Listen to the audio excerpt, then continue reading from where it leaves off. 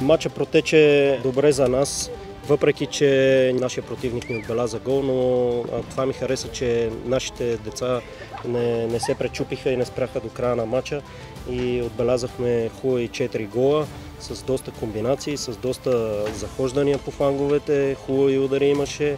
и доволен съм от всички за представянето. Следващия матч играем с Спортист 13,